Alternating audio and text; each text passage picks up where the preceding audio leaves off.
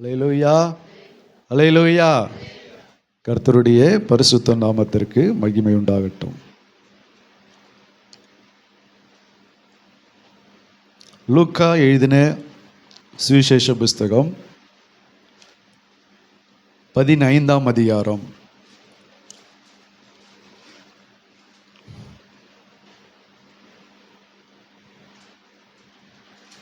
லூக்கா 15ஆம் அதிகாரம்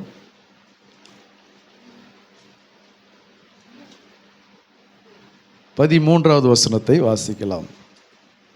சில நாளைக்கு பின்பு இளைய மகன் எல்லாவற்றையும் சேர்த்துக்கொண்டு தூர தேசத்துக்கு புறப்பட்டு போய் அங்கே துன்மார்க்கமாய் ஜீவனம் பண்ணி தன் ஆஸ்தியை அழித்து போட்டான். ஹல்லேலூயா. இளைய மகன், மூத்த மகன், 2 மகன் ஒரு தகப்பனுக்கு இருக்கிறாங்க. அதில் இளைய மகன் என்ன செய்கிறார்னா, தகப்பனிடத்தில் எனக்கு வர வேண்டிய ஆஸ்தியில் என்னுடைய பங்கு என்ன செய்யுங்க, பிரித்து கொடுத்துருங்க அப்படின்னு சொல்லி அவருடைய பங்கை அவர் என்ன பண்ணுறாரு, கேட்குறாரு. தகப்பனும் தன்னுடைய பங்கை அவருக்கு கொடுத்து அனுப்புகிறார். சில நாளைக்கு பின்பு இளைய மகன் என்ன செய்கிறாரு, எல்லாவற்றையும் சேர்த்து கொண்டு, அவருக்கு வரக்கூடிய எல்லா பங்கையும் ஆஸ்திகளை எல்லாவற்றையும் சேர்த்து கொண்டு தூர தேசத்துக்கு புறப்பட்டு போய் அங்கே துன்மார்க்கமாக ஜீவனம் பண்ணி தன் ஆஸ்தியை அழித்து போட்டான். தகப்பனுடைய ஆஸ்தி, யாருடைய ஆஸ்தி? தகப்பனுடைய ஆஸ்தியை சேர்த்து கொண்டு எங்கே செலவழிக்கிறான்? தூர தேசத்தில் போய் செலவழிக்கிறான். ஆஸ்தி யாருடையது? தகப்பனுடைய ஆஸ்தி. யார் ஆஸ்தியை பங்கிட்டு கொடுத்தது? தகப்பன். அப்போ தகப்பனுடைய ஆஸ்தியை இளைய மகன் சேர்த்து கொண்டு, அந்த ஆஸ்தி எல்லாவற்றையும் சேர்த்து கொண்டு எங்கே போய் அதை செலவழிக்கிறான்? தூர தேசத்தில் போய் செலவழிக்கிறான். அல்லேலூயா. இது நியாயமா? இது ஆஸ்தி தகப்பனுடையது. அப்போ யாருக்கு செலவழிக்கணும்? தகப்பனுக்கு செலவழிக்கணும். அப்பாவுடைய சொத்தை விற்று அப்பாவுடைய பணத்தை வாங்கி அப்பாவுடைய நிலத்தை சேர்த்து கொண்டு எல்லா ஆஸ்திகளையும் சேர்த்து கொண்டு வாங்கி கொண்டு அதை எல்லாவற்றையும் கொண்டு போய் தூரமாக வச்சு, தூர தேசத்தில் வச்சு துன்மார்க்கமாக ஜீவனம் பண்ணுவது, துன்மார்க்கமாய் வாழ்வது, துன்மார்க்கமாய் செலவழிப்பது. ஆனால் யாருக்கு அவன் செலவழிக்கலை? அப்பாவுக்கு செலவழிக்கலை. ஆனால் ஆஸ்தி யாருடையது? அப்பாவுடைய ஆஸ்தி. அல்லேலூயா. இப்போ உங்களுக்கு இருக்கிற ஆஸ்தி யாருடையது? உங்களுக்கு சுகத்தை ஆண்டவர் கொடுத்தாரு, உங்களுக்கு பலத்தை கொடுத்தாரு, உங்களுக்கு ஆசீர்வாதத்தை கொடுத்தாரு, உங்களுக்கு நன்மையை கொடுத்தாரு, உங்களுக்கு வருமானத்தை கொடுத்தாரு, உங்களுக்கு ஜீவனை கொடுத்தாரு, உங்களுக்கு பிள்ளைகளை கொடுத்தாரு. ஆண்டவர் இதெல்லாம் செய்திருக்கும் போது நீங்கள் யாரிடத்தில் செலவழிக்கணும்? அப்பாவுடைய வீட்டில் செலவழிக்கணும். அப்பாவுக்காக செலவழிக்கணும். அல்லேலூயா. அப்பாவுடையதை வாங்கி கொண்டு போய் தூரமாக வச்சு ஏன் அவன் செலவழித்தான் அப்படி சொன்னால், அப்பா கிட்ட வச்சு என்ன பண்ண முடியாது? செலவழிக்க முடியாது. எப்படி செலவழிக்க முடியாது? துன்மார்க்கமாய் செலவழிக்க முடியாது. அல்லேலூயா. அப்பா கிட்ட தன் இஷ்டம் போல வாழ முடியாது. ஏன்? அப்பா கேட்பார், ஏன் இப்படி செய்கிற, ஏன் இப்படி நடக்கிற, ஏன் இப்படி வாழற அப்படின்னு சொல்லி அப்பா அதை கண்டிஷன் போடுவார், அதை கடிந்து கொள்வார், அதை சரிப்படுத்துவார். அப்பா கேட்டுக்கிட்டே இருப்பார், எதுக்காக இப்படி இருக்கிற அப்படின்னு சொல்லி, ஏன் இப்படி செலவழிக்கிறேன்னு சொல்லி. அப்போ அப்பா விட்டு தூரமாக போயிட்டா இஷ்டப்படி என்ன பண்ணலாம்? வாழலாம். அல்லேலூயா.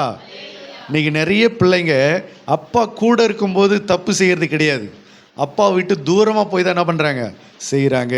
தாய் தகப்பனோடு கூட இருக்கும்போது செய்கிற தவறுகளை விட தாய் தகப்பனை விட்டு தூரமாக வேலைக்கு போகிற இடத்துல, சம்பாதிக்க போகிற இடத்துல, படிக்க போகிற இடத்துல தான் இன்றைக்கி என்ன செய்கிறாங்க, அதிகமாக பாவத்தில் ஈடுபடுகிற வாழ்க்கையை பார்க்க முடிகிறது. அல்லேலூயா. ஆகினால தகப்பனுடைய ஆஸ்திகளை சேர்த்து கொண்டு யாருக்கு செலவழிக்கணும்? நியாயமாக பார்த்தா தகப்பனுக்கு செலவழிக்கணும். ஆனால் தகப்பனுடைய ஆஸ்தியை இவன் வாங்கி கொண்டான். இன்றைக்கி நிறைய பேர் தகப்பன்கிட்ட ஜெபம் பண்ணி உபவாசம் இருந்து தகப்பன்கிட்ட ஆஸ்தியை சம்பாதித்து கொண்டு எங்கே போய் செலவழிக்கிறாங்க? வெளியில் போயிட்டு செலவழிக்கிறாங்க, தூரத்தில் போய் செலவழிக்கிறாங்க, துன்மார்க்கமாய் செலவழிக்கிறாங்க. ஹல்லேலூயா. இந்த இளைய மகன் தூரத்தில் செலவழிச்சிட்டு எல்லாம் செலவழிந்த பிறகு கையில் ஒன்றும் இல்லாத காலத்தில் சாப்பாட்டுக்கு ரொம்ப பசி எடுத்து சாப்பாட்டுக்கு ரொம்ப கஷ்டப்பட்டு ஒரு பன்றி மேய்க்க போய் அந்த பன்றியை போடுகிற தவிட்டினால தன் வயிற்றை நிரப்ப ஆசையாக இருந்து அதையும் அவனுக்கு ஒருவரும் கொடுக்காத பட்சத்தில் அவன் என்ன செய்கிறான்? அப்போ யோசித்து பார்க்குறான். என்னன்னு 17வது வசனம், அவனுக்கு புத்தி தெளிந்த போது அவன், என் தகப்பனுடைய கூலிக்காரர் எத்தனையோ பேருக்கு பூர்த்தியான சாப்பாடு இருக்கிறது, நானும் பசியினால் சாகிறேன். அல்லேலூயா. அவன் என்ன சொல்கிறான்? எங்கள் அப்பாவுடைய கூலிக்காரருக்கு எப்படி இருக்கிறாங்க? பூர்த்தியான சாப்பாடு இருக்குது, அதாவது பரிபூர்ணமான உணவு இருக்கிறது, பரிபூர்ணமான சாப்பாடு இருக்குது. ஆனால் அவருடைய பிள்ளை நானும் பசியினால் சாகிறேன்.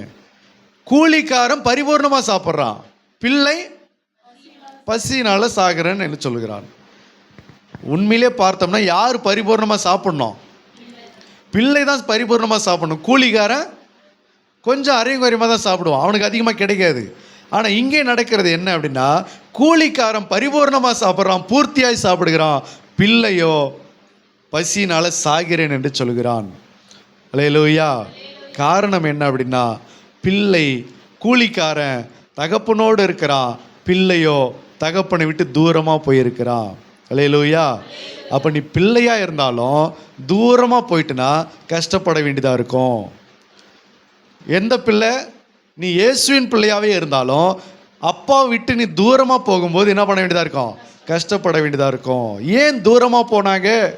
வேதம் சொல்லுகிறது, தங்கள் கிரியைகள் கண்டிக்கப்படாதபடிக்கு ஒளியினிடத்தில் வராதிருக்கிறார்கள் என்று சொல்லுகிறார் யோவானில். அப்போ அப்பா கூட இருந்தால் தன்னுடைய கிரியைகள் என்ன செய்யப்படும்? கண்டிக்கப்படும். இங்கே ஏண்டா உட்கார்ற, அங்கே ஏண்டா போன, அவங்க கூட ஏண்டா கூடுற, இங்கே என்னடா உனக்கு வேலை, இங்கே ஏன் விளையாடுற, போய் படிப்போ அப்படின்னு சொல்லி அப்பா என்ன செய்வாங்க? திட்டம் பண்ணிக்கிட்டே இருப்பாங்க, கண்டித்து கொண்டே இருப்பாங்க, சரிப்படுத்தி கொண்டே இருப்பாங்க. அதனால் அப்பா கண்ணுக்கு மறைவாக அப்படி போயிட்டோம்னு சொன்னால் நம்ம இஷ்டம் போல் என்ன பண்ணலாம்? வாழலாம், நம்ம இஷ்டம் போல் நடக்கலாம், நம்ம இஷ்டம் போல் செய்யலாம் அப்படின்ற நினைப்பில் இவன் தூரமாக போயிட்டான். ஆனால் கொஞ்ச நாள் கழித்து அவன் எப்போ கஷ்டப்பட ஆரம்பித்தான் அப்படின்னு சொன்னால், ஆஸ்திகள் எல்லாம் செலவழிந்த பிறகு. அல்லேலூயா. எப்போ கஷ்டப்படுறான்? எல்லா ஆஸ்திகளும் செலவழிந்த பிறகு தன் ஆஸ்தியை அழித்து போட்டான். எல்லாவற்றையும் அவன் செலவழித்த பின்பு அந்த தேசத்தில் கொடிய பஞ்சம் உண்டாயிற்று. அப்பொழுது அவன் குறைவுபட தொடங்கினான். அப்பாவுடைய ஆஸ்தி செலவழித்த பிறகு தேசத்தில் என்ன உண்டாகுது? பஞ்சம் உண்டாகிறது. அவனும் குறைவுபட தொடங்கினான். அப்போ அப்பாவுடைய ஆஸ்தி இருக்கிற வரைக்கும் தான் இந்த உலகம் பஞ்சமில்லாமல் ஓடிக்கொண்டிருக்கும். அப்பாவுடைய ஆஸ்தி குறைய குறைய இந்த உலகத்தில் பஞ்சம் உண்டாக தொடங்கிவிடும். அல்லேலூயா. அப்படின்னா என்ன அர்த்தம்? தகப்பனுடைய கிருபை, ஆண்டவருடைய கிருபை இந்த உலகத்தில் இருக்கிற வரைக்கும் தான் இந்த உலகம் என்ன செய்யும்? செழிப்பாக இயங்கி கொண்டிருக்கும், சுகபோகமாக வாழ்ந்து கொண்டிருக்கும். தகப்பனுடைய கிருபை இந்த பூமியிலிருந்து குறைந்து போக தொடங்கிவிட்டது என்று சொன்னால், அல்லது கிருபை இந்த பூமியை விட்டு அவர் எடுக்கிறார் என்று சொன்னால், இந்த பூமிக்கு மகா கஷ்ட காலம் வரும், இந்த பூமிக்கு மகா வேதனையின் துவக்கம் நேரிடும். இப்போ அதுதான் இப்போ தொடங்க ஆரம்பிச்சு இருக்கிறது. அல்லேலூயா. இப்போ இந்த உலகத்துக்கு என்ன தொடங்கி இருக்கிறது? கொடிய காலங்கள், கொடிய பஞ்சங்கள், கொடிய கொள்ளை நோய்கள், கொடிய நெருக்கடிகள், பலவிதமான மனிதர்களுக்கு பலவிதமான சூழ்நிலைகள், ரொம்ப கொடிய காலங்கள் இப்போ வந்து கொண்டிருக்கிறது. காரணம் என்ன அப்படின்னா, இந்த பூமியை விட்டு தகப்பன் தம்முடைய கிருபையை என்ன செய்கிறாரு? அவர் குறைந்து போக செய்கிறார், அவர் அதை எடுக்க பார்க்கிறார். ஏன் அப்படின்னா, அந்தி கிறிஸ்துவனுடைய ஆட்சி காலம் துவங்க போகிறது. அப்போ தகப்பனுடைய கிருபை பூமி எங்கும் நிறைந்து காணப்பட்டதினால, அவருடைய மகிமை காணப்பட்டதினால, அந்த கிருபையிலும் அந்த மகிமையிலும் உலகம் முழுவதிலும் செல்வ செழிப்பாக இயங்கி கொண்டிருந்தது. அந்த கிருபையில தான் எல்லாம் வாழ்ந்து கொண்டிருக்கிறாங்க. அந்த கிருபையில தான் எல்லாம் சுகபோகமாக ஓடிக்கொண்டிருக்கிறது இந்த உலகம். அப்போ அப்பாவுடைய கிருபை குறைய தொடங்கிவிட்டது என்று சொன்னால் இந்த உலகத்துக்கு என்ன செய்யப்படுகிறது? குறைவு தொடங்கிவிடும். இந்த உலகத்துக்கு பஞ்சம் தொடங்கிவிடும், ஆபத்து காலம் தொடங்கிவிடும். இனிமே அதை இந்த உலகம் என்ன செய்யும்? பார்க்க ஆரம்பிக்கும். தங்கள் கண்களினால் இந்த உலகத்தில் நடக்கிற கொடுமைகள் எல்லாம் இந்த உலகம் அதை காண செய்யும். அல்லேலூயா. அப்போ இளைய மகனுக்கு எது வரைக்கும் பிரச்சனை இல்லாமல் ஓடிக்கிட்டு இருந்தது? தகப்பனுடைய ஆஸ்தி இருக்கிற வரைக்கும் பிரச்சனையே இல்லை, நல்லா தான் போயிட்டு இருந்துச்சு. ஆனால் தகப்பனுடைய ஆஸ்தி கொஞ்சம் குறைய ஆரம்பிக்கும் போது பிரச்சனை ஸ்டார்ட் ஆயிடுச்சு. நம்ம தனிப்பட்ட மனுஷர்களுக்கு அதுதான், தனிப்பட்ட விசுவாசிகளுக்கு அதுதான். தகப்பனுடைய கிருபையும் தகப்பனுடைய தயவும் நம்ம கூட இருக்கிற வரைக்கும் நமக்கு பிரச்சனைகள் அதிகமாக வராது. பிரச்சனைகள் வந்தாலும் அவருடைய கிருபை தாங்கிக் கொள்ளும். குறைவுகள் வந்தாலும் அவருடைய கிருபை தாங்கிக் கொள்ளும். நெருக்கடி வந்தாலும் அவருடைய கிருபையினால் நம்ம தப்பி வைக்கப்படுவோம். ஆனால் அதை நம்ம எப்போவுமே நம்ம இப்படி இருக்கிறோமே, நல்லா தானே இருக்கிறோமே அப்படின்னு சொல்லிட்டு நம்ம தொடர்ந்து இன்னும் கொஞ்சம் தூரம் போகணும்னு நினச்சோம்னா கிருபை இழக்க நேரிடும், கிருபை குறைய நேரிடும். அப்படி குறையும் போது, அந்த கிருபை இழக்கும் போது கஷ்டங்களும் கொடிய வேதனைகளும் நமக்கு உண்டாகும். அல்லேலூயா.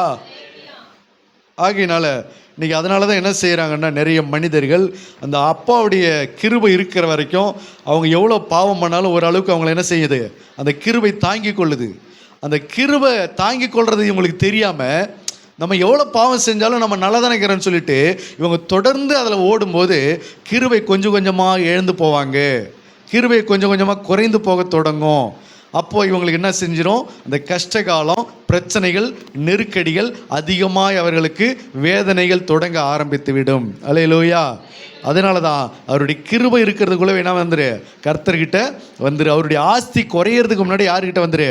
கர்த்தரிடத்தில் ஓடி வந்து சேர்ந்து விடு. அல்லேலூயா. அப்போது இந்த மனுஷன் இவன் என்ன சொல்கிறான்? என் தகப்பனுடைய கூலிக்காரர் அவர்கள் பூர்த்தியாக சாப்பிட்றாங்க, நானும் பசினால் சாகிறேன். காரணம் என்ன அப்படின்னா, அவன் கூலிக்காரனாக இருந்தாலும் யார் கூட இருக்கான்? அப்பா கூட இருக்கிறான். இவன் பிள்ளையாக இருந்தாலும் எங்கே இருக்கான்? தூரமாக இருக்கிறான். ஏன் அப்படின்னா, நம்முடைய ஆண்டவர் நீதியுள்ள நியாயாதிபதி. அவருடைய சமூகத்தில் வாசமாக இருக்கிறவர்கள் நல்ல வஸ்திரம் தரிக்கவும் நல்ல உணவை புசிக்கவும் அப்படிப்பட்ட பாக்கியத்தையும் கிருபையையும் கர்த்தர் தம்மோடு இருக்கிறவர்களுக்கு தேவன் வைத்திருக்கிறார். தேசத்தில் எப்பேற்பட்ட பஞ்சகாலம் வந்தாலும் தம்முடைய பிள்ளைகள் அவர் என்ன செய்வார்? போஷிக்க தொடங்குவார். அல்லேலூயா. எலியாவின் நாட்களில் தேசத்தில் என்ன உண்டானது? பஞ்சம் உண்டானது. ஆனால் யார் மட்டும் கறியும் அப்பமும் சாப்பிட்டுன்னு இருந்தது? எலியா மட்டும் நல்லா ப்ரெட்டு நான்வெஜ்லாம் நல்லா சாப்பிட்டுன்னுக்கிறாரு. அவருக்கு தண்ணி நல்லா அவருக்கு கிடைக்குது. அவருக்கு சாப்பாட்டுக்கு பிரச்சனை கிடையாது, அவர் நல்ல ஜம்முன்னு இருக்கிறாரு. ஆனால் மற்றவங்களுக்கு தான் என்ன உண்டானது? பஞ்சம் உண்டானது. காரணம், அவன் கர்த்தரோடு இருக்கிறான். ஹல்லேலூயா. கர்த்தரை எனக்கு முன்பாக வைத்திருக்கிறேன் என்று கர்த்தருக்கு முன்பாக நிற்கிற நான் அப்படி என்று சொல்கிறான். அப்போ தகப்பனோடு இருக்கும்போது, தகப்பன் கூட இருக்கும்போது பஞ்சகாலமே வந்தாலும் கர்த்தர் நம்மளை என்ன செய்வார்? போஷிக்க செய்வார். ஏன்னா தகப்பனுடைய வீட்டில் பூர்த்தியான சாப்பாடு உண்டு. அல்லேலூயா. அப்போ அடுத்ததான் என்ன செய்கிறான்? நான் எழுந்து என் தகப்பனிடத்தில் போய், என் தகப்பனுக்கு விரோதமாக நான் பாவம் செஞ்சுட்டேன், அதை நான் மன்னிப்பு கேட்டு மனம் திரும்ப போகிறேன் என்று சொல்லி கர்த்தரிடத்தில் ஓடி வரான். அப்படி ஓடி வந்த உடனே கர்த்தர் என்ன தகப்பன் என்ன செய்கிறாரு? அவனை கழுத்தை பிடித்து தூரத்தில் வரும்போதே 20வது வசனம், அவனுடைய தகப்பன் அவனை கண்டு மனதுருகி ஓடி அவன் கழுத்தை கட்டி கொண்டு அவனை முத்தம் செய்தான். அல்லேலூயா. குமாரனோ தகப்பனை நோக்கி, தகப்பனே, பரத்துக்கு விரோதமாக உமக்கு முன்பாக பாவம் செய்தேன், இனிமேல் உம்முடைய குமாரன் என்று சொல்லப்படுவதற்கு நான் பாத்திரன் அல்ல என்று சொன்னான். அப்பொழுது தகப்பன் தன் ஊழியக்காரரை நோக்கி, நீங்கள் உயர்ந்த வஸ்திரத்தை கொண்டு வந்து இவனுக்கு உடுத்தி இவன் கைக்கு மோதிரத்தையும் கால்களுக்கு பாதரட்சைகளையும் போடுங்கள். அல்லேலூயா. இவன் என்ன சொல்றான்? தகப்பனே, உமக்கு விரோதமாகவும் பரத்துக்கு விரோதமாகவும் நான் பாவம் செஞ்சேன், இனிமேல் உங்களுடைய பிள்ளைன்னு சொல்லிக்கிறதுக்கு எனக்கு என்ன கிடையாது, தகுதி இல்லைன்னு சொல்கிறான். தகப்பனோ அதை பற்றி கண்டுக்கவே இல்லை. அல்லேலூயா. அவர் தான் தகப்பன்.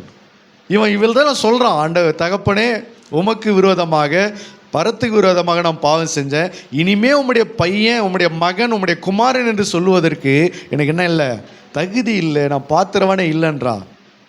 ஆனால் தகப்பன அதை பற்றி ஏதாவது பேசுனாரா? அதை பற்றி எதுவும் பேசலை. அவர் என்ன செய்கிறாரு, உடனே வேலைக்காரங்களை கூப்பிட்டு சொல்கிறாரு, என்னென்ன உயர்ந்த வஸ்திரத்தை கொண்டு வாங்கன்றாரு, இவனுக்கு உடுத்துங்க, இவன் கைக்கு என்ன செய்யுங்க, மோதிரத்தை கொண்டு வந்து போடுங்கன்றாரு, கால்களுக்கு பாதரட்சைகளை கொண்டு வந்து போடுங்கன்றாரு, கன்றை கொண்டு வந்து அடிங்கள், நாம் புசித்து சந்தோஷமாக இருப்போம்ன்றார். அவன் அழுகுறான், தெரியாமல் செஞ்சிட்டோம்பா, உமக்கு விரோதமாக நான் பண்ணிட்டேன், ஆனால் உமக்கு பிள்ளைன்னு சொல்லிக்கிறதுக்கு எனக்கு தகுதி இல்லை அப்படின்னு சொல்கிறா. ஆனால் தகப்பனோ அவனுடைய பாவத்தை பற்றி என்ன பண்ணலை, எதுவும் பேசலை. ஏன்டா அப்படி பண்ணேன், எதுக்குடா போனேன், எங்கடா வந்த, என்னடா செஞ்ச, ஏன்டா என் பேச்சை மீறி போனேன், நான் போகும்போது சொன்னனா இல்லையா, ஏன் இப்படி போய் வாழ்ந்த, ஏன் இப்படி பண்ணேன், ஏன் இப்படி தப்பு பண்ண, அதை பற்றிலாம் அவர் எதுவும் பேசலை.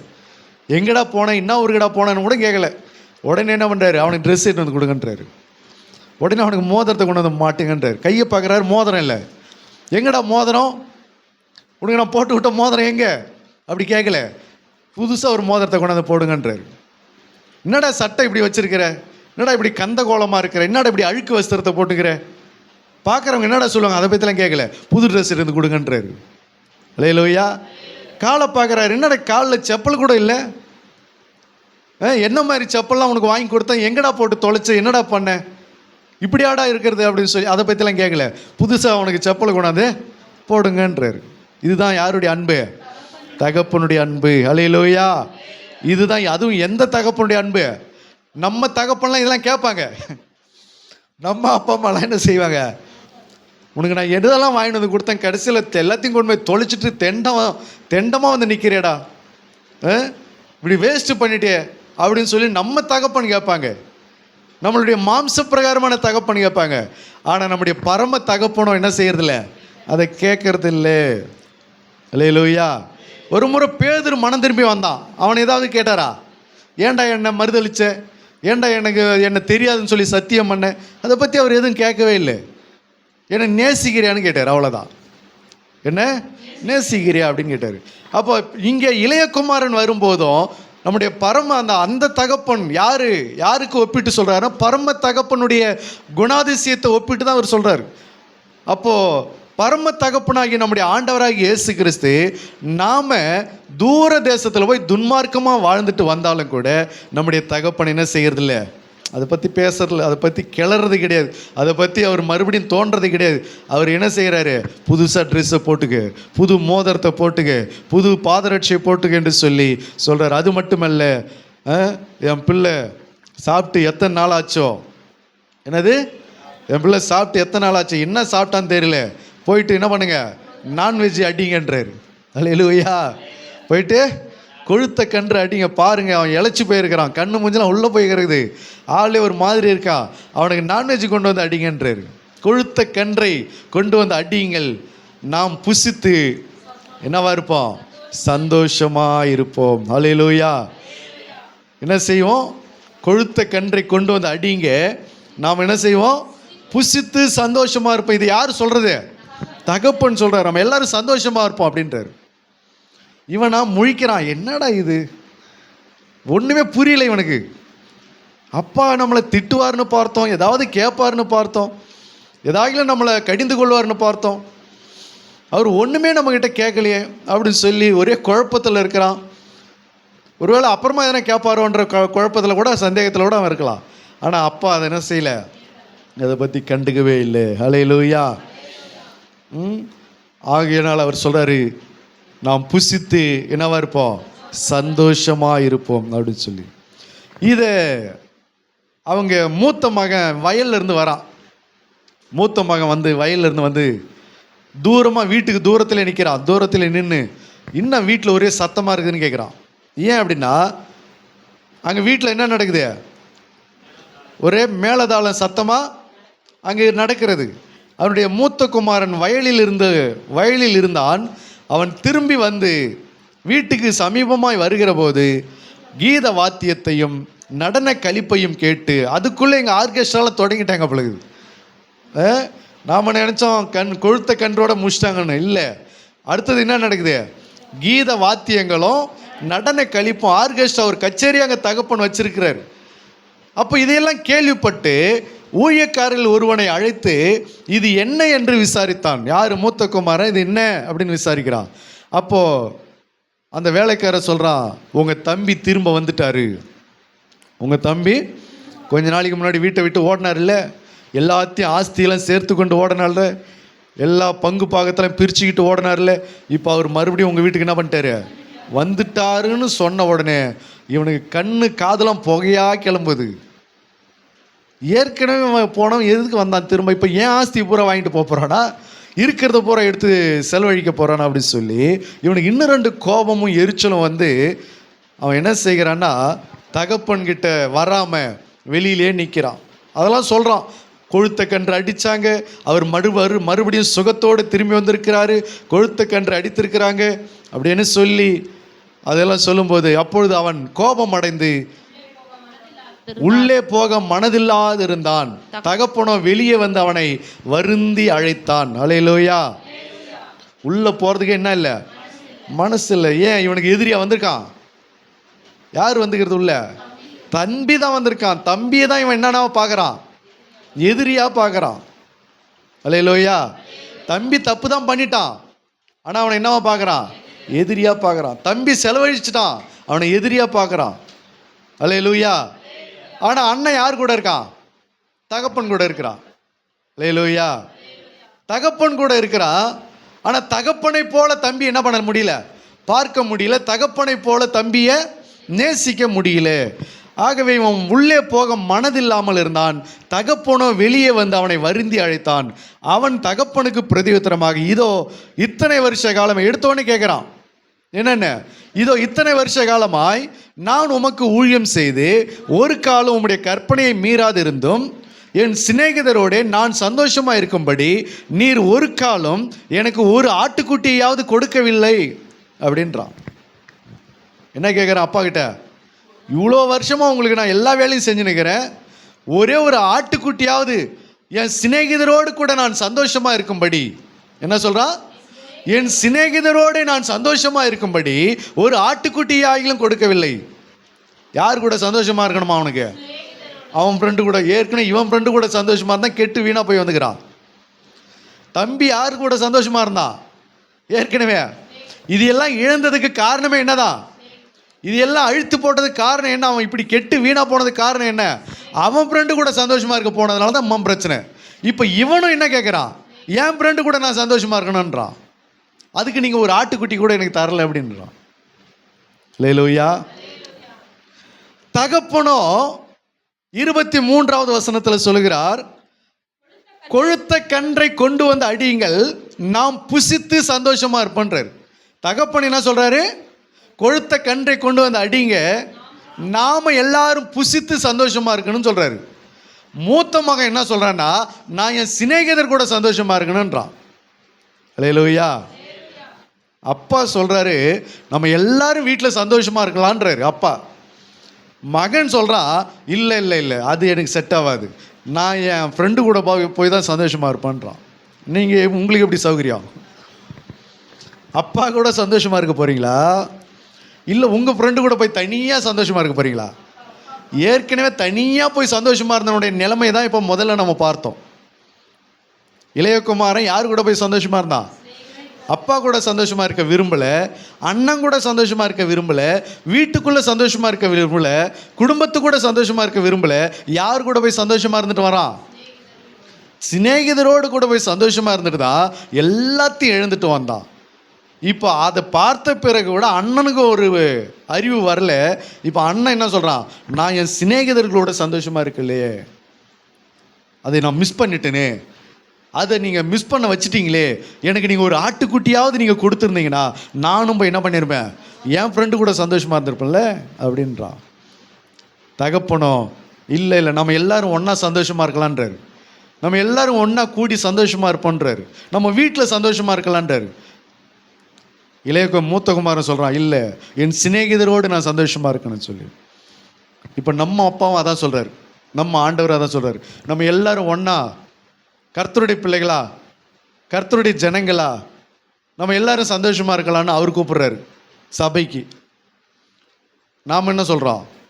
இல்லை ஆண்டவரே, சபையில் வந்தால் எனக்கு என்ன இல்லை, சந்தோஷமாக இல்லை. நான் என் ஃப்ரெண்டு கூட போய் என்ன பண்ணுறேன், சந்தோஷமாக இருந்துக்கிறேன். நீங்கள் என்ன சந்தோஷம் பண்ணுறீங்க?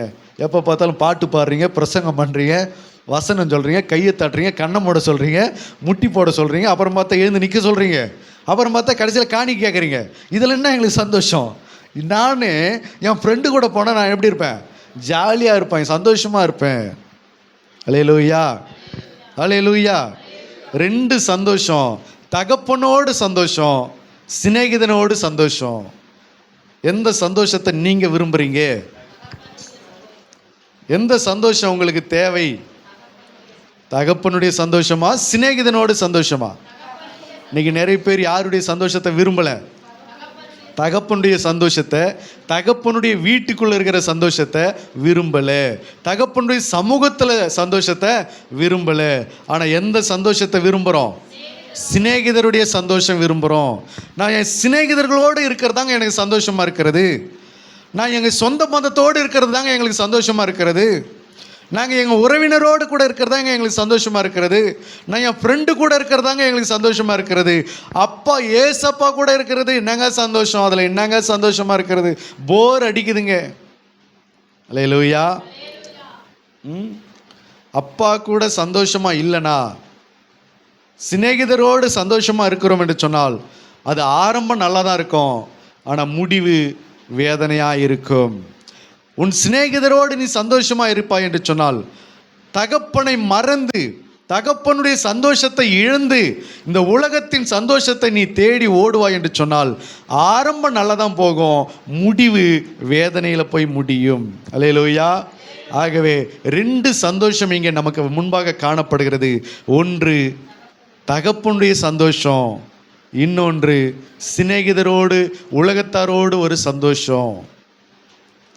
அல்லேலூயா. அதுதான் வேதம் சொல்லுகிறது. தகப்பனுடைய சந்தோஷத்தை தான் வேதம் சொல்லுகிறது. பிலிப்பியர் 4:4 வாசிங்க.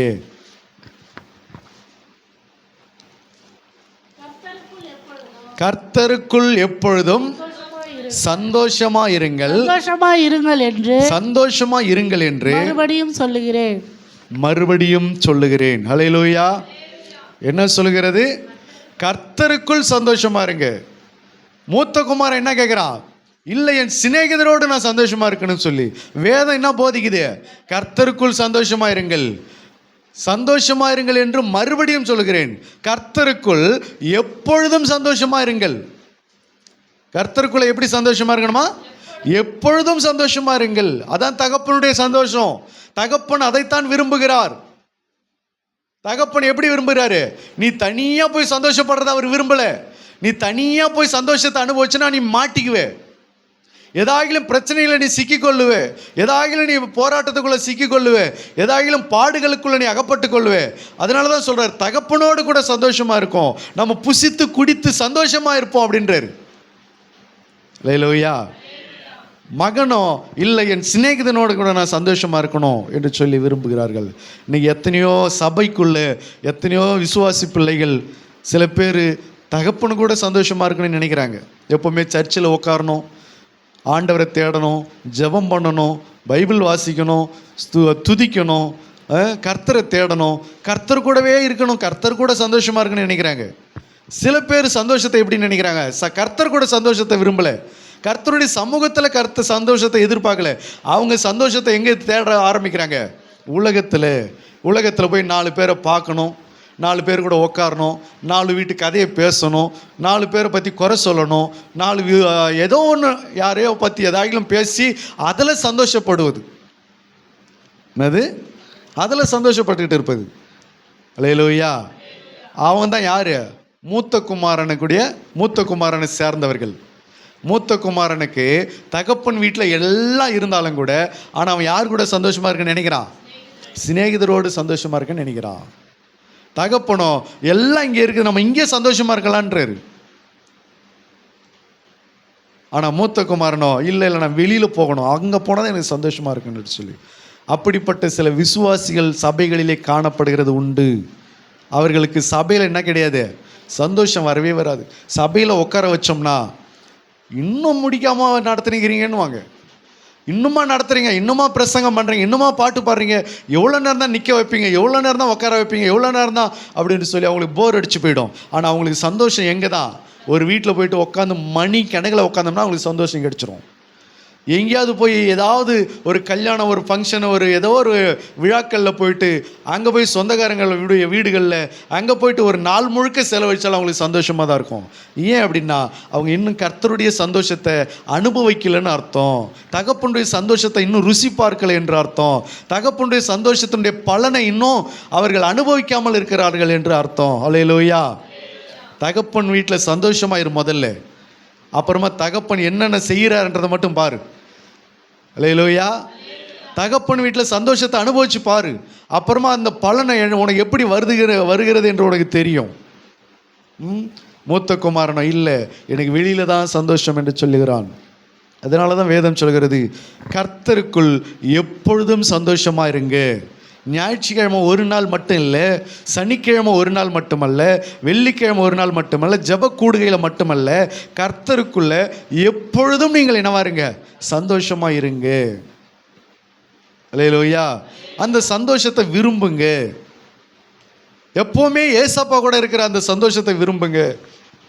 சில பேருக்கு சினிமா பார்த்தா தான் சந்தோஷமா இருக்கும், டிவி பார்த்தா தான் சந்தோஷமா இருக்கும், மொபைல் பார்த்தா தான் சந்தோஷமா இருக்கும், ஊர் சுற்றினா தான் சந்தோஷமாக இருக்கும், உலகம் சுற்றினா தான் சந்தோஷமாக இருக்கும், ஊரில் 4 பேர் போய் பார்த்தா தான் சந்தோஷமாக இருக்கும்.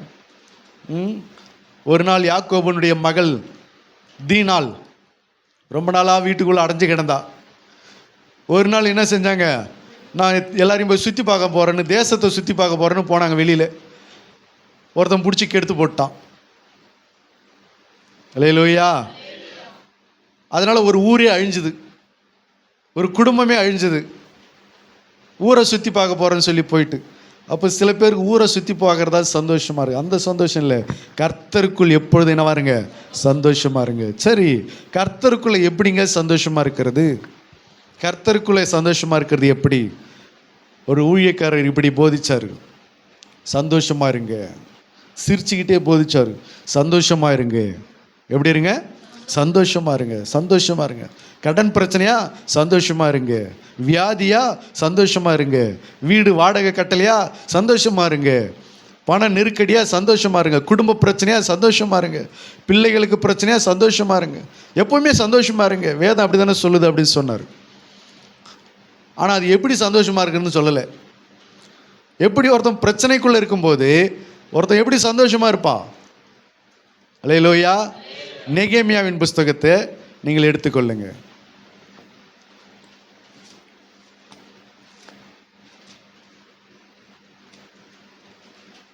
நெகேமியா 1ஆம் அதிகாரம்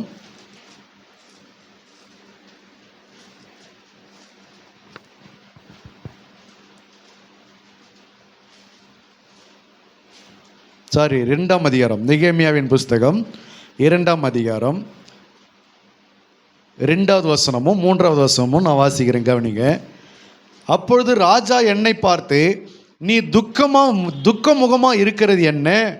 உனக்கு வியாதி இல்லையே, இது மனதின் துக்கமே ஒழிய வேறொன்றும் அல்ல என்றார்.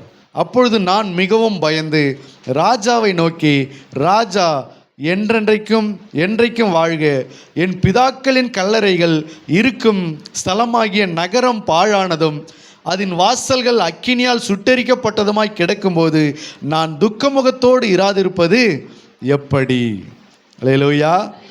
ராஜா நெகேமியாவை பார்த்து கேட்குறாரு, இப்படி நீ துக்கமாக இருக்கிறது என்ன அப்படின்னு கேட்குறாரு. நீ என்னவா இருக்கிற? துக்கமாக இருக்கிறது என்ன அப்படின்னு கேட்குறாரு. அப்போ நெகேமியா சொல்கிறா, என் பிதாக்களுடைய தேசம் பாழாய் கிடக்கும்போது, அந்த நகரம் சுட்டெரிக்கப்பட்டு கிடக்கும்போது இங்கே நான் மட்டும் எப்படி சந்தோஷமாக இருக்கிறதுன்னு கேட்குறான். அல்லேலூயா. நான் துக்கமாக இருக்காமல் அவரை நான் சந்தோஷமாக எப்படி இருக்க முடியும் அப்படின்னு. அதுதான் இப்போ நமக்கும் பிரச்சனை. என் வீட்டில் இவ்வளோ பிரச்சனை இருக்கும்போது நான் எப்படிங்க சந்தோஷமாக இருக்கிறது? என் பிள்ளைகளுக்கு இவ்வளோ பிரச்சனை இருக்கும்போது நான் எப்படிங்க சந்தோஷமாக இருக்கிறது? என் குடும்பத்தில் இந்த வியாதி எங்களை வாட்டும் போது நான் எப்படிங்க சந்தோஷமாக இருக்கிறது? என் குடும்பத்தில் இப்படிப்பட்ட குறைகள் இருக்கும்போது நான் எப்படிங்க சந்தோஷமாக இருக்குது? என் வாழ்க்கையில் இவ்வளோ கண்ணீர் இருக்கும்போது நான் எப்படிங்க சந்தோஷமாக இருக்கிறது? கேட்குறது நியாயம்தான். ஆனால் அந்த ஊழியக்காரர் சொன்னது என்ன அப்படின்னா, இல்லை நீங்கள் எப்பயுமே சந்தோஷமாக இருங்கன்னாரு. சில ஞானிகள், சில தத்துவ ஞானிகள் சொல்கிற காரியங்கள் என்ன அப்படின்னு கேட்டால், நீங்கள் எப்படி இருங்க? சந்தோஷமாக இருங்க, எது நடந்தாலும் சந்தோஷமாக இருங்க. இது நடைமுறை வாழ்க்கைக்கு ஒத்து வராத போதனைகள், நடைமுறை வாழ்க்கைக்கு ஒத்து வராத ஆலோசனைகள், அறிவுரைகள். ஏன் அப்படின்னா, நம்ம வீட்டில் பல பிரச்சனை இருக்கும்போது அந்த வீட்டை சார்ந்த மனிதர்களால் என்ன பண்ண முடியாது? சந்தோஷமாக இருக்க முடியாது. ஒரு பிள்ளை வியாதிப்பட்டு கிடக்கும்போது அதனுடைய தாய் தகப்பன் என்னவாக இருக்க முடியாது? சந்தோஷமாக இருக்க முடியாது. குடும்பத்தில் பல பிரச்சனைகள் சமாளிக்க வேண்டிய சூழ்நிலையில் இருக்கிறவர்கள் எப்பொழுதும் என்ன பண்ண முடியாது? சந்தோஷமாக இருக்க முடியாது. அப்போது இப்படிப்பட்ட போதனைகள் அது சுய அறிவுள்ள ஒரு போதனைகள், அது நடைமுறைக்கு ஒத்து வராத உலக ஞானம், உலக அறிவு. அது கேட்கறதுக்கு ஞானமாய் தோன்றும், ஆனால் நடைமுறைக்கு அது என்ன பண்ணாது? ஒத்து வராது. கேட்கறதுக்கு அறிவு போல இருக்கும், நல்ல ஞானமாக இருக்கும். எப்பவுமே சந்தோஷமாக இருங்க, எந்த பிரச்சனையாக இருந்தாலும் பரவாயில்ல சந்தோஷமாக இருங்க, இதெல்லாம் கேட்கறதுக்கு நல்லா இருக்கும், ரொம்ப ஞானமாக இருக்கும். ஆனால் அது நடைமுறை வாழ்க்கைக்கு, நடைமுறை குடும்ப சூழ்நிலைக்கு அது என்ன பண்ணாது? ஒத்து வராது. ஆனால் அப்போ ஆண்டவர் சொல்லுகிறது அதே விதத்தில் தான் சொன்னாரா அப்படின்னா அப்படி சொல்லலை. கர்த்தர் சொல்லுகிறது, எப்பொழுதும் நீங்கள் கர்த்தருக்குள் என்னவா இருங்க? சந்தோஷமாக இருங்க. கர்த்தருக்குள்ள சந்தோஷமாக இருங்க. கர்த்தருக்குள் எப்படி நீங்கள் சந்தோஷமாக இருக்க முடியும் அப்படி சொன்னால் வாசிக்கலாம். ரோமர் புஸ்தகம் 14:17.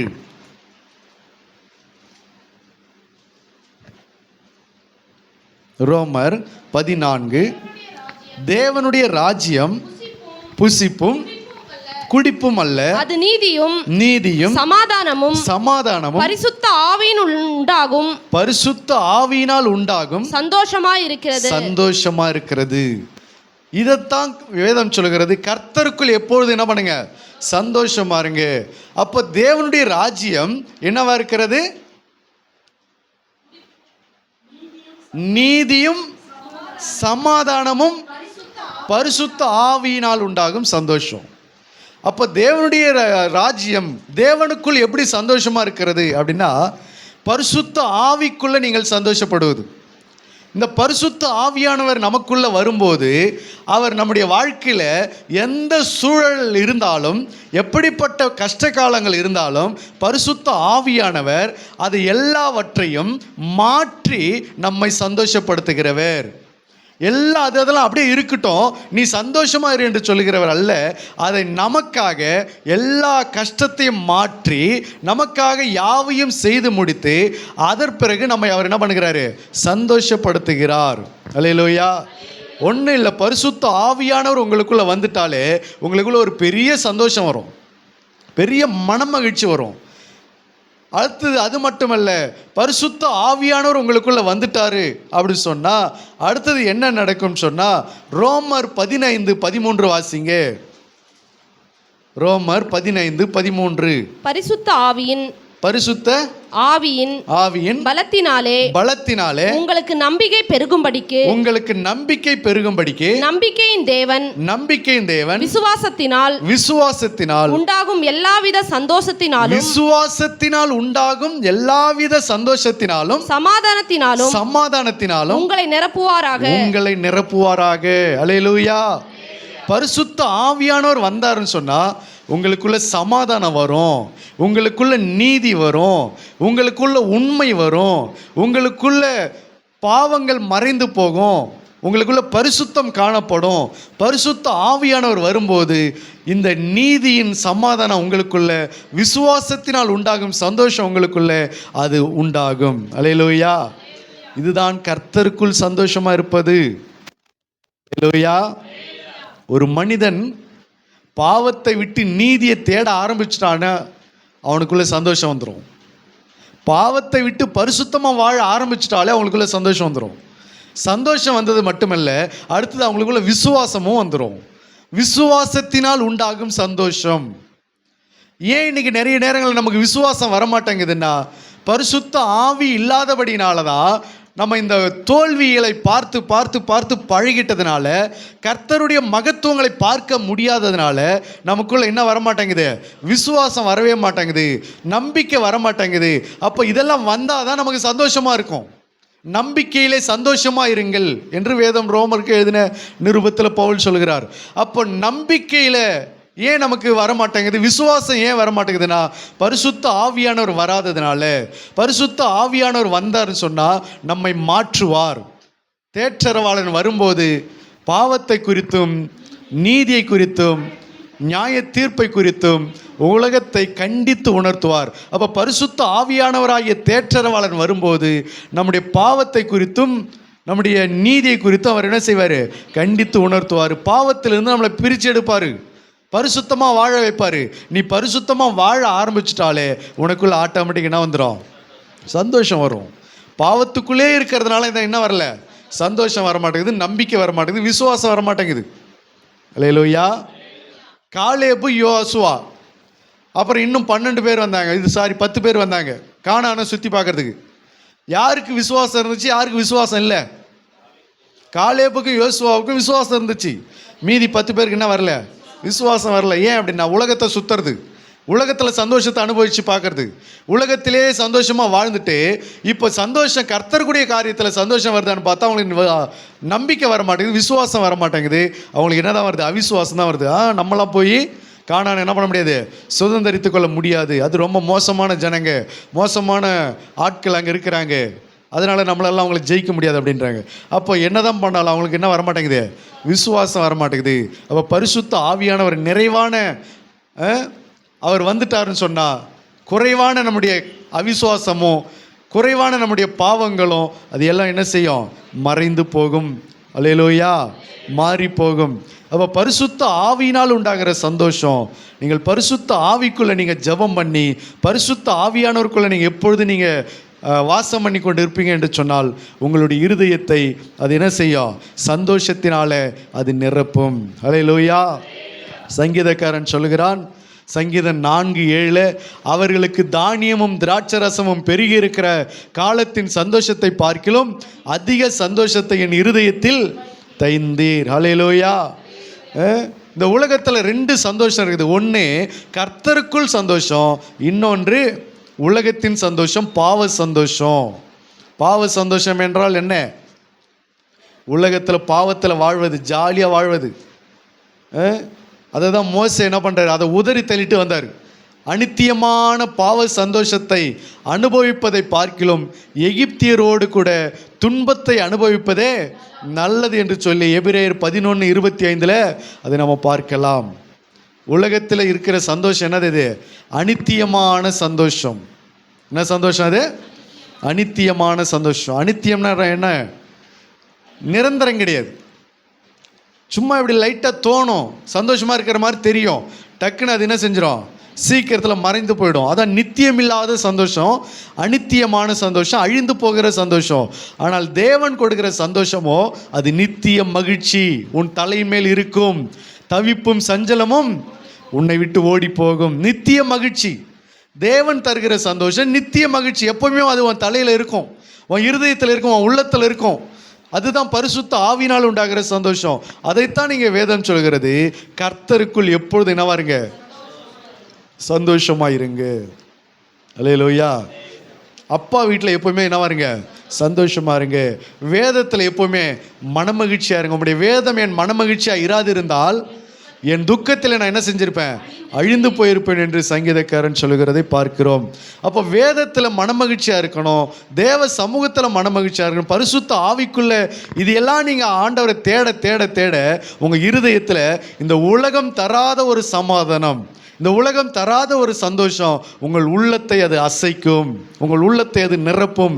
அதுக்கப்புறம் உங்கள் வீட்டில் எது நடந்தாலும் நீங்கள் அதை பெருசாக எடுத்துக்க மாட்டீங்க. ஏன் அப்படின்னா, கர்த்தர் செய்ய போகிறாரு, அதுக்கே நான் கவலைப்படணும். கர்த்தர் மாற்ற போகிறாரு, நான் ஏன் அது கண்ணீர் வடிக்கணும்? கர்த்தர் இதெல்லாம் எனக்கு சரி பண்ணிவிடுவாருங்க. பரிசுத்த ஆவியானவர் உள்ளத்தில் வந்துட்டார்னா உங்களுக்கு விசுவாசம் வந்துடும். விசுவாசம் வந்துருச்சுன்னா கூடவே என்ன வந்துடும்? சந்தோஷமும் வந்துடும். சந்தோஷம் வந்துருச்சுன்னா அந்த சந்தோஷத்தின் மிகுதியில் நீங்கள் என்ன பண்ணீங்க? எல்லாம் ஏசப்பா பார்த்துக்குவாருன்னு சொல்கிறீங்க. என்னங்க இவ்வளோ பிரச்சனை நடந்துனுக்குது, நீங்களாம் என்ன மனசாட்சியே இல்லை. எப்போ பார்த்தாலும் நீங்கள் போய் சர்ச்சில் உட்காந்துக்கிறீங்க. இல்லைங்க, ஏசப்பா பார்த்துக்குவாருங்க. அல்லேலூயா. பரிசுத்த ஆவியானவர் மூலமாக வராத சந்தோஷத்தை ஒருவர் உடையவர்களாக இல்லாமல் இருந்தால் அவர்களுக்கு அவிசுவாசம் தான் வரும்.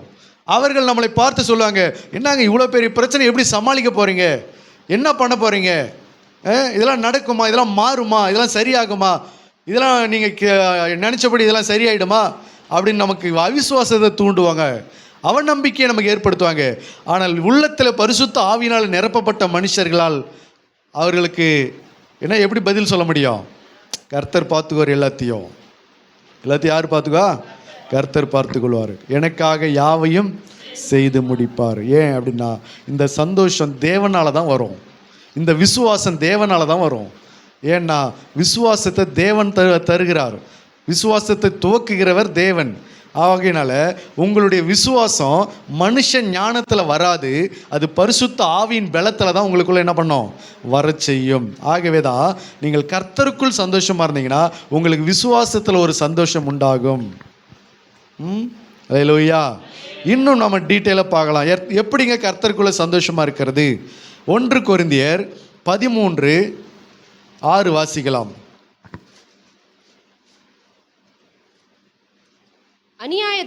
அநியாயத்தில் சந்தோஷப்படாமல் சத்தியத்தில் சந்தோஷப்படும். தேவனுடைய பிள்ளைகள் எப்படிங்க கர்த்தருக்குள்ள சந்தோஷப்படுறதுன்னா, அநியாயத்தில் சந்தோஷப்பட மாட்டாங்க, கர்த்தருக்குள்ள சந்தோஷப்பட வேண்டும் என்று வேதம் சொல்லுகிறது. அப்போ கர்த்தருக்குள்ள எப்படிங்க சந்தோஷப்படுறது? சத்தியத்தில் எப்படிங்க சந்தோஷப்படுறது? எப்படி அப்படின்னு சொன்னால், கர்த்தருடைய நீதியை நம்ம செய்யும்போது அதில் என்னவா இருக்கலாம்? சந்தோஷமாக இருக்கலாம். தேவனுடைய நீதியை நடப்பிக்கும் போது, தேவனுக்காக நீதியாக வாழும்போது, தேவனுக்காக நீதியாக பேசும்போது, அந்த சத்தியத்தில், அது சத்தியம் என்றால் என்ன? உண்மை. அப்போ இந்த உண்மையில், இந்த சத்தியத்தில், இந்த நீதியில் நம்ம நடக்கும்போது நம்ம அதில் என்னவா இருக்கலாம்? சந்தோஷமாக இருக்கலாம். அல்லேலூயா. உண்மையாக பேசி, உண்மையாக நடந்து, உண்மையாக வாழ்ந்து, உண்மையாக வாழ்க்கையை நடத்தி, வேலை செய்து, சம்பாதிச்சு அதில் சந்தோஷமாக இருக்கணும். அதுதான் சத்தியத்தில் சந்தோஷப்படுறது. அது மட்டுமல்ல, 3 யோவான் 1:4 வாசிக்கலாம். 3 யோவான் 1:4. என் பிள்ளைகள்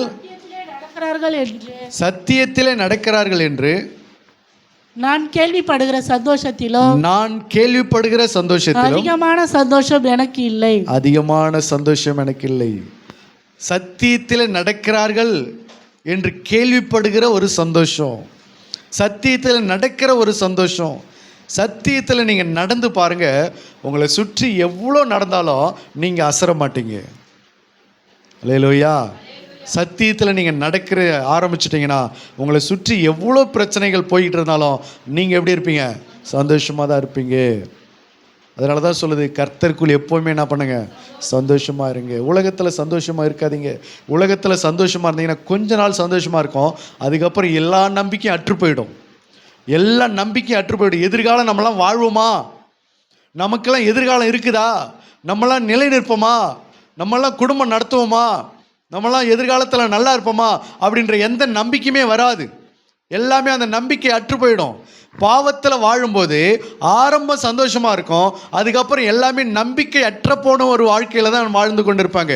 அவங்களுக்கு எந்த எதிர்காலத்தை குறித்த எந்த நம்பிக்கையும் அதிகமாக ஸ்ட்ராங்காக அவங்களுக்குள்ளே இருக்காது. ஆனால் ஆரம்பத்தில் சந்தோஷமாக இருப்பாங்க. பாவத்தை அனுபவிக்கும் போதும் பாவத்தை செய்யும் போதும் ஆரம்பம் சந்தோஷமாக இருக்கும். ஆனால் போக போக என்ன ஆகுன்னு கேட்டால் நம்பிக்கை இல்லாமல் போயிடும். நம்பிக்கை இல்லாமல் போகிறதுனால தான் போய் தற்கொலை செஞ்சுக்கிறாங்க. நம்பிக்கை இல்லாமல் போகிறதுனால தான் ஏதோ தவறான முடிவுகளாக எடுத்துக்கொண்டு போயிடுறாங்க. ஆகையினால உலகத்திலையும் பாவத்திலையும் வாழும்போது ஆரம்பம் நல்லா இருக்கும், ஆனால் முடிவு அது அவநம்பிக்கையை கொண்டு வந்துடும். நமக்குன்னு ஒரு வாழ்க்கை இருக்குது, நம்மளாம் முன்னேறுவோமா, நம்மளாம் எழும்புவோமா அப்படின்ற ஒரு நம்பிக்கை இல்லாமல் போய்விடும். அதனால் அது குறிப்பாக யாருக்கு இது நடக்குன்னா, கர்த்தரை விட்டு போன பிள்ளைகளுக்கு இது அதிகமாக நடக்கும். உலகத்தில் இருக்கிறவங்க கூட கர்த்தரை அறியாமலே வாழ்ந்துடுறாங்க, அதனால் அவங்களுக்கு பிரச்சனை கிடையாது. கர்த்தரை விட்டு விலகி போகிறாங்க பாருங்கள், அவங்களுக்கு பயங்கர அப்படியே இருள் சூழ்ந்து விடும். அவங்கள நம்பிக்கை அற்றுப்போன ஒரு வாழ்க்கையில் தள்ளப்பட்டுருவாங்க. ஆகையினால பிள்ளைகள் சத்தியத்தில் நடக்கிறார்கள் என்று கேள்விப்படுகிற ஒரு சந்தோஷம். அல்லேலூயா. சத்தியத்தில் நடக்கணும். சத்தியத்தின்படி செய்யணும், சத்தியத்தில் சந்தோஷப்படணும். இந்த சத்தியத்துக்குரிய அந்த காரியத்தில் நம்ம ஈடுபடும் போது சில பேருக்கு சத்தியத்தை பேசினாலே என்ன வரும்? ஒரு சந்தோஷம் வந்துடும். சத்தியத்தை கேட்குறதுல சில பேருக்கு சந்தோஷம் வரும். சில பேருக்கு சத்தியத்தை கேட்டாலே என்ன வரும்? எரிச்சல் தான் வரும். பிரசங்கத்தை கேட்டாலே என்ன வரும்? கோபம் தான் வரும், எரிச்சல் வரும், மூர்க்கம் வரும், கசப்பு வரும், போர் அடிக்கும். அவங்களுக்கு எதில் சந்தோஷம் இல்லை? பிரசங்கத்தை கேட்கவோ, வசனத்தை படிக்கவோ, கர்த்தருக்கு ஸ்தோத்திரம் சொல்லவோ, பாடுவதிலோ, துதிப்பதிலோ அதில் அவங்களுக்கு சந்தோஷம் கிடையாது. ஆனால் சத்தியத்தில் சந்தோஷப்படணும். கர்த்தருடைய பிள்ளைகள் என்ன செய்யணும்? சத்தியத்தில் சந்தோஷப்படணும். அல்லேலூயா. வேறு எந்த விதமாக கர்த்தருக்குள்ளே சந்தோஷமாக இருக்கலாம்? 2 கொரிந்தியர் புஸ்தகம் 7:4 வாசிக்கலாம். 2 கொரிந்தியர் 7:4. ம்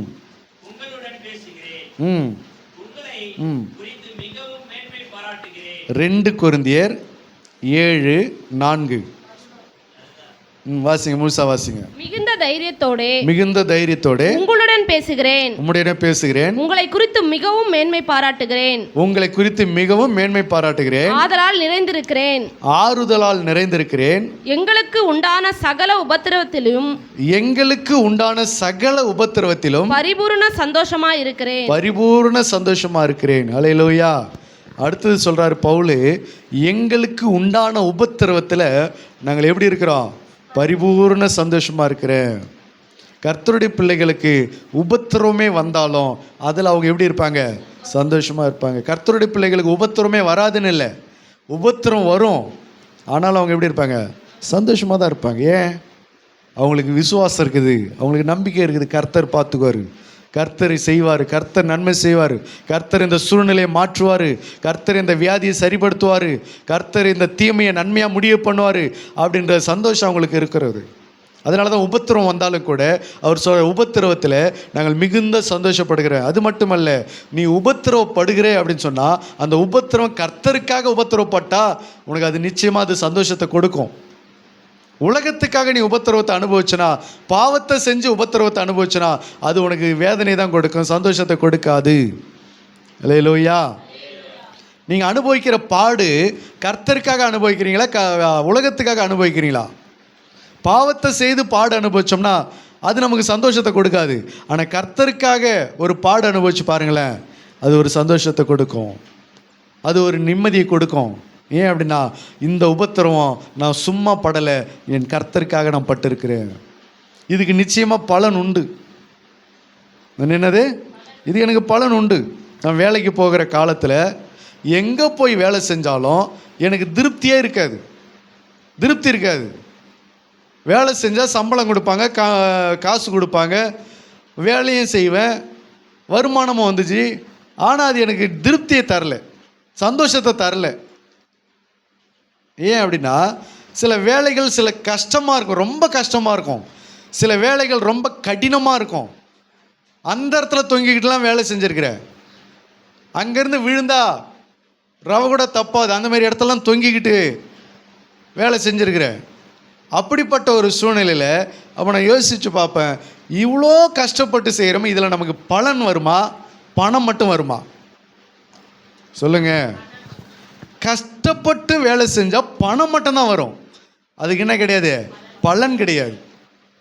ஆனால் கர்த்தருக்காக நீ கஷ்டப்படும் போது, நீ உபத்திரவப்படும் போது, நீ வேதனையை சகிக்கும் போது உனக்கு பணமும் வரும், பலனும் வரும், அப்புறம் சந்தோஷமும் வரும், பாக்கியமும் உண்டாகும். அல்லேலூயா. அதனால தான் அவர் சொல்கிறாரு, நாங்கள் கர்த்தருக்காக மிகுந்த உபத்திரவத்தை அனுபவித்தாலும் கூட அதுலேயும் நான் என்னவா இருக்கிறேன்? சந்தோஷமாக இருக்கிறேன். உலகத்தில் எவ்வளோ ரிஸ்க் எடுத்து செய்கிற மனிதர்களாக இருக்கிறாங்க, ஆனால் அந்த ரிஸ்கில் அவங்களுக்கு வெறும் பணம் மட்டும்தான் கிடைக்கும். அல்லேலூயா. செத்துட்டாலும் பணம் மட்டும் தான் கிடைக்கும். எவ்வளோ விதமான கடினமான வேலைகள்லாம் செய்கிறாங்க, வெயிட்டான வேலை செய்கிறாங்க, கடினமான வேலை செய்கிறாங்க, பாரமான வேலை செய்கிறாங்க, பசியோட வேலை செய்கிறாங்க, பலவிதமான கஷ்டத்தோடு வேலை செய்கிறாங்க. அதில் அவங்களுக்கு கிடைக்கிறது என்ன அப்படின்னு கேட்டால் பணம் மட்டும் தான் கிடைக்குது. அதை தாண்டி போனால் இன்னும் கொஞ்சம் அதிகமாக பணம் கிடைக்கும், அவ்வளோதான். அரசியல் தலைவருக்காக இறந்து போகிறாங்க, என்ன கிடைக்கும்? பணம் மட்டும்தான் கிடைக்கும். அரசாங்க வேலை செய்து இறந்து போகிறாங்க, ஆக்சிடெண்ட்டில் இறந்து போகிறாங்க. என்ன கிடைக்கும்? பணம் மட்டும் தான் கிடைக்கும். ஆனால் கர்த்தருக்காக நீ மரித்தாலோ, கர்த்தருக்காக நீ உபத்திரவப்பட்டாலோ உனக்கு பணம் மட்டும் கிடைக்காது, பணத்தோடு கூட பலனும் சேர்ந்து பாக்கியமும் சேர்ந்து புண்ணியமும் கிடைக்கும். அல்லேலூயா. இது அந்த புண்ணியம் இங்கே மட்டும் இருக்காது, அது முடிவு பறிந்து நிலைத்து நிற்கும். நீ செத்து மறுபடியும் பரலோகம் போனாலும் அங்கேயும் அந்த புண்ணியம் உனக்கு இருக்கும், அங்கேயும் அந்த பலன் கிடைக்கும். அப்போ வேலைக்கு போகும்போது இதை நினச்சி பார்க்குறேன், இங்கே இந்த இவ்வளோ கஷ்டப்பட்டு வேலை செய்கிறதுனால நமக்கு பணம் மட்டும் தான் கிடைக்கும். அந்த பணம் எது வரைக்கும் இருக்கும்? ஒரு நாள் வேலை செய்ய, ஒரு நாள் செலவழிப்புமா, ஒரு வாரம் வச்சுன்னு செலவழிப்புமா, அல்லது ஒரு மாதம் வச்சுன்னு செலவு பண்ணுமா, அவ்வளோதான். அதை தாண்டி ஒன்றா பண்ண முடியாது. அந்த பணத்தை வச்சுக்கிட்டே ஒன்றும் செய்ய முடியாது. அல்லேலூயா. ஆனால் கர்த்தருக்காக உபத்திரவப்படும் போது அது பரலோகம் வரைக்கும், மறுமை வரைக்கும் அது என்ன செய்யும்? நீடிக்கும். அல்லேலூயா. அதனால தான் பவுல் சொல்கிறாரு, அவருக்கு அந்த உபத்திரவத்தில் நாங்கள் என்ன பண்ணுறோம்? மிகுந்த சந்தோஷம் அடைகிறோம். அல்லேலூயா. ஆகினால கர்த்தருக்குள் எப்பொழுதும் இந்த மாதிரி காரியத்தில் என்ன பண்ணுங்க? சந்தோஷமாக இருங்க. அது மட்டுமல்ல, 2 கொரிந்தியர் 8:2 வாசிங்க. மிகுந்த உபத்திரவத்தினாலே, அவர்கள் மிகுந்த உபத்திரவத்திலே சோதிக்கப்படுகையில் கொடிய தரித்திரம் உடையவர்களாய் இருந்தும் தங்கள் பரிபூரண சந்தோஷத்தினாலே மிகுந்த உதாரத்துவமாய் கொடுத்தார்கள். அல்லேலூயா. கொடிய தரித்திரம், பரிபூர்ண சந்தோஷம், மிகுந்த உதாரத்துவம். ஒரு பக்கம் அவங்க வாழ்க்கை எப்படி இருக்குது? கொடிய தரித்திரம், அதுக்கு மத்தியில் என்னவா இருக்கிறாங்க? பரிபூர்ண சந்தோஷம். எப்படி? கொடிய தரித்திரம், பரிபூர்ண சந்தோஷம். அல்லேலூயா. அதுக்கு நடுவில் மிகுந்த உதாரத்துவம். அப்போது கொடுத்து அதில் அவங்க என்னவா இருந்தாங்க? சந்தோஷமாக இருந்தாங்க. மிகுந்த உதாரத்துவமாய் கொடுத்து அதில் சந்தோஷப்பட்டார்கள். பரிபூர்ண சந்தோஷத்தில் அதை அனுபவித்தார்கள். அல்லேலூயா. இன்னொரு சந்தோஷம் என்ன தெரியுமா? கர்த்தருக்காக செலவழிக்கிறோம் பாருங்க, அங்கே ஒரு சந்தோஷம் இருக்குது. இதெல்லாம் தேடி கண்டுபிடிக்கணும், இதெல்லாம் அனுபவித்து பார்க்கணும். கர்த்தருக்காக செலவழிக்கும் போது பவுல் சொல்கிறார், நான் செலவு பண்ணவும் செலவு பண்ணப்படவும் ஆயத்தமாக இருக்கிறேன் அப்படின்னு. அப்போ கர்த்தருக்காக செலவழிக்கிறதுல ஒரு பெரிய சந்தோஷம் இருக்கிறது. அல்லேலூயா. அந்த சந்தோஷத்தை அனுபவிக்காதவங்க அதில் செலவு பண்ணவும் மாட்டாங்க, அதில் செலவு பண்ண மனசில்லாதவங்களாகவும் இருப்பாங்க, முன் வரவும் மாட்டாங்க. அதில் ஒருத்தவங்க செலவு பண்ணி அதில் சந்தோஷத்தை அவங்க கண்டுபிடிச்சதுனால தான் அநேகம் பேர் இன்றைக்கி என்ன செய்கிறாங்க? கொடிய தரித்திரமாக இருந்தாலும் மிகுந்த உதாரத்துவமாய் கொடுக்குறாங்க. ஏன்னா அதில் ஒரு பெரிய சந்தோஷம் காத்திருக்கிறது. அல்லேலூயா. கஞ்சத்தனத்தோடு கொடுத்தோம்னா சந்தோஷம் கிடையாது, அவிசுவாசமாக கொடுக்கும்போது சந்தோஷம் கிடையாது. விசுவாசத்தோடு உற்சாகமாய் கொடுக்கும்போது அங்கே என்ன உண்டாகிறது? சந்தோஷம் உண்டாகிறது. அல்லேலூயா. அது மட்டும் கிடையாது, சந்தோஷத்தில் ஆவியின் கனி இருக்குல்ல, எத்தனை கனி? 9 கனி. அந்த 9 கனியில் ஒரு கனி என்ன கனி? சந்தோஷம். அல்லேலூயா. வாசிங்க கலாத்தியர் 5:22 வாசிங்க. கலாத்தியர். ஆவியின் கனியும் அன்பு. 2வது என்ன வந்துருச்சு? ஆவியின் கனி. 9 கனிகளில் ஒரு கனியினுடைய பேர் என்ன கனி? சந்தோஷம். அல்லேலூயா. அப்போது கர்த்தருக்குள் இவ்வளோ சந்தோஷத்துக்குரிய காரியங்கள் இவ்வளோ உண்டு.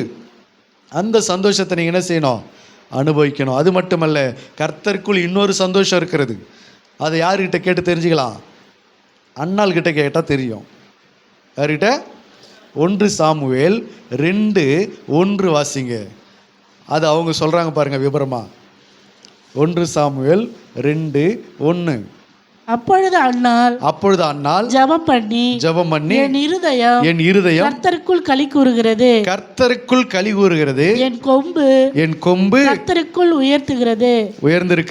என் பகைஞரின் மேல் என் வாய் நிறைந்திருக்கிறது. உம்முடைய ரட்சிப்பினால் சந்தோஷப்படுகிறேன். ஹல்லேலூயா. கர்த்தருடைய ரட்சிப்புல ஒரு சந்தோஷம். அது அவங்க சொல்றாங்க, உம்முடைய ரட்சிப்பினால் நான் என்னவா இருக்கிறேன்? சந்தோஷமாக இருக்கிறேன். கர்த்தர் நம்மளை காப்பாற்றி எடுக்கும்போது, கர்த்தர் நம்மை தூக்கி எடுக்கும்போது, கர்த்தர் நம்முடைய பாவங்களை கழுவி நம்மளை மீட்டெடுக்கும் போது அதில் ஒரு சந்தோஷம் இருக்குது பாருங்க. அது ரட்சிப்பின் சந்தோஷம். ரட்சிக்கப்பட்ட புதுசில் எத்தனை பேருக்கு சந்தோஷமாக இருந்துச்சு? ஞானஸ்தானம் எடுத்த புதுசில் சந்தோஷமாக இருந்துச்சா? இப்போ நிறைய பேர் அதை இழந்தாச்சு. ஏன்? ஞானஸ்தானம் எடுக்கிறதுக்கு முன்னாடி பயமாக இருக்கும், எடுத்ததுக்கு அப்புறம் என்ன இருக்கும்? சந்தோஷமாக இருக்கும். இந்த சந்தோஷம் யாருக்கு வரும் அப்படின்னா, குடும்பமாக போய் எடுத்தாங்களே அவங்களுக்கு வராது. குடும்பத்தோட ஏற்கனவே எங்கள் குடும்பத்தில் எல்லோரும் எடுத்துட்டாங்க, இப்போ நான் மட்டும் தான் பாக்கி அப்படின்ற அவங்களுக்கு வருமா வராது தெரியாது. அது அப்புறம். ஆனால் ஒரு ரட்சிக்கப்படாத குடும்பத்துலேருந்து ஒருத்தவங்க போய் புதுசாக ஆண்டவர்க்குள்ளே வராங்க பாரு, அவங்க எடுக்கிற வரைக்கும் அவங்களுக்கு பயங்கர பயம் இருக்கும். அந்த ரட்சிப்பு, அந்த ஞானஸ்தானம் எடுத்த பிறகு அவங்களுக்குள்ள ஒரு பெரிய சந்தோஷம் உண்டாகும். அல்லேலூயா. அதுதான் ரட்சிப்பின் சந்தோஷம். ரட்சிக்கப்பட்ட புதுசில் காணப்படுது பாரு, அது ரட்சிப்பின் சந்தோஷம். அந்த உற்சாகத்தை, அந்த ரட்சிப்பின் சந்தோஷத்தை நிறைய பேர் இழந்துட்டாங்க. நீங்கள் தொடர்ந்து கர்த்தருக்குள்ளே நடக்கும்போது அந்த ரட்சிப்பின் சந்தோஷத்தை உங்கள் வாழ்க்கையில் எப்போவுமே என்ன செய்யலாம்? அனுபவிக்கலாம். ரட்சிப்பின் சந்தோஷம் வேற, பரிசுத்த ஆவியினால் உண்டாகிற சந்தோஷம் வேறு. அல்லேலூயா. பாவத்தை விட்டு வெளியில் வந்தது ரட்சிப்பின் சந்தோஷம். பரிசுத்த ஆவியினால் உண்டாகிற சந்தோஷம் எப்போவுமே நம்ம கூடவே இருந்து நம்மளுடைய இருதயத்தில் அவர் வாசம் பண்ணி எப்போவுமே நம்மளை சந்தோஷமாக வச்சுக்கிறது. இந்த வேலை செய்கிறவர் யாருன்னு கேட்டால் பரிசுத்த ஆவியானவர். உங்கள் சிந்தையை நிரப்பி, உங்கள் ஆவி ஆத்மாவை நிரப்பி, உங்களுக்குள்ள ஒரு சமாதானத்தை வச்சு உங்களை சந்தோஷமாக பார்த்துக்குவார், உங்களை பத்திரமா பார்த்துக்குவார், உங்களை மனமகிழ்ச்சியாக பார்த்துக்கொள்வார், உங்களை சோர்ந்து போகாமல் பார்த்துக்கொள்வார். அல்லேலூயா. அதுதான் பரிசுத்த ஆவியினால் உண்டாகிற சந்தோஷம். அல்லேலூயா. சங்கீதம் 74 வாசிக்கலாம். சங்கீதம் 74. உம்மை தேடுகிற யாவரும், உம்மை தேடுகிற யாவரும் உம்மில் மகிழ்ந்து, உம்மில் மகிழ்ந்து சந்தோஷப்படுவார்களாக, சந்தோஷப்படுவார்களாக. உம்மை தேடுகிறவர்கள், கர்த்தரை தேடுகிறதுல என்ன இருக்குதுங்க? சந்தோஷம் இருக்குது. கர்த்தரை தேடி பாருங்க, எவ்வளோ சந்தோஷம் வரும் தெரியுமா?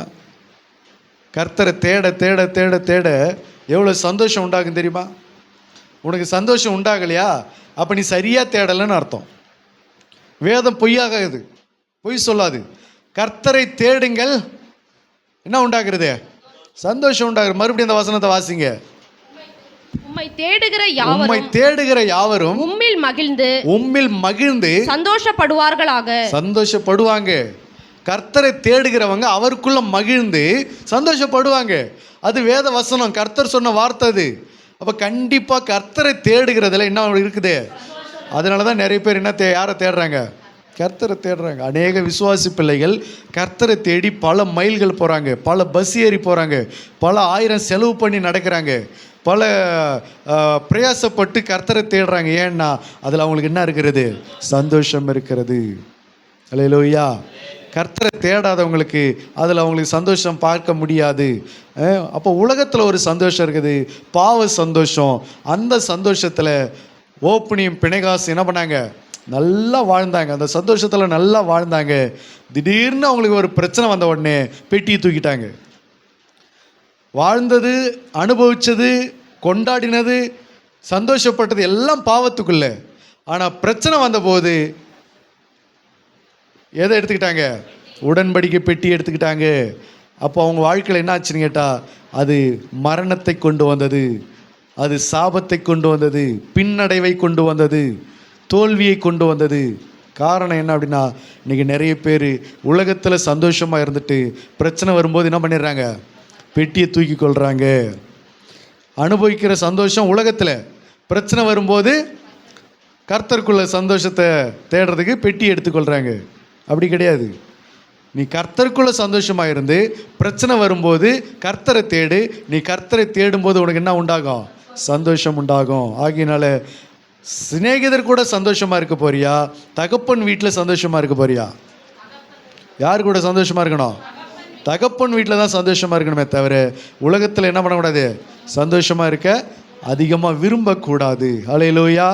ஆகியனால தகப்பன் சொல்லுகிறார், நாம் புசித்து குடித்து சந்தோஷமாக இருப்போம் என்று சொல்லி மூத்த குமாரன் சொல்கிறா, என் சிநேகிதரோடு கூட சந்தோஷமாக இருக்கும்படி என்று. ஆகினால கர்த்தருக்குள் எப்பொழுதும் சந்தோஷமா இருங்கள் என்று மறுபடியும் சொல்கிறேன் என்று வேதவசனம் சொல்கிறது. கர்த்தருக்குள் எப்பொழுதும் என்ன பண்ணுங்க? சந்தோஷமா இருங்க. கர்த்தர் நம்மை ஆசீர்வதிப்பாராக. ஆமேன்.